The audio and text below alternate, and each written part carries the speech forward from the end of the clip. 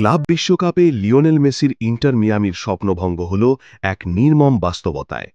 Heavier মাসচেরানোর দলকে ৪-০ গোলের বিশাল ব্যবধানে পরাজিত করে শেষ ১৬ থেকেই বিদায় করে দিল ফরাসি জায়ান্ট প্যারিস সান-জার্মান পিএসজি। গ্রুপ পর্বে কিছুটা চমক দেখালেও নকআউটে এসে স্পষ্ট হয়ে যায় এই পর্যায়ের জন্য এখনও প্রস্তুত নয় মিয়ামি।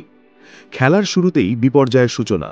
মাত্র ৫ মিনিটের মাথায় ডিফেন্ডার ম্যাক্সি ফালকানের চরম ভুলে পিএসজির অন্যতম খুদে খেলোয়াড় জোয়াও নেভেস ব্যাকপোস্টে মাথা ছুঁইয়ে বল জালে পাঠান।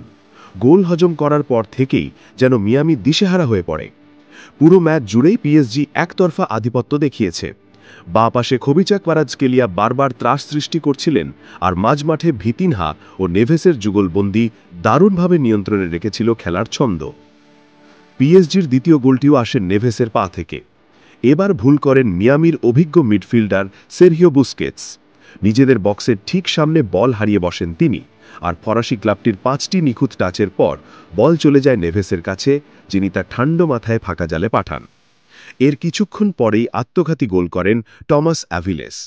পিএসজির চতুর্থ গোলটি করেন আক্রমণাত্মক ডিফেন্ডার আকরাম হাকিমি, রিবাউন্ড থেকে সহজেই বল জালে পাঠিয়ে। বিরতির পর পিএসজি তাদের গুরুত্বপূর্ণ খেলোয়াড়দের বিশ্রাম দিয়ে রোটেশন করে। এতে কিছুটা করে খেলায় ফেরার চেষ্টা করে মিয়ামি।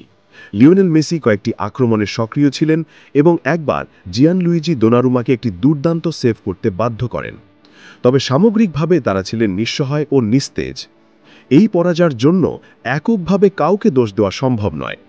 বাস্তবতা হল পিএসজি একটি বিশ্বমানের দল, যাদের দাপটে খেলায় টিকে থাকা ছিল মিয়ামির জন্যই এক প্রকার যুদ্ধ।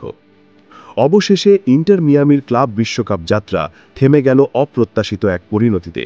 পিএসজির বিপক্ষে কোনো অলৌকিকতা ঘটাতে পারলেন না লিওনেল মেসি। দর্শক হয়ে বাকিটা দেখতে হবে এখন তাদের।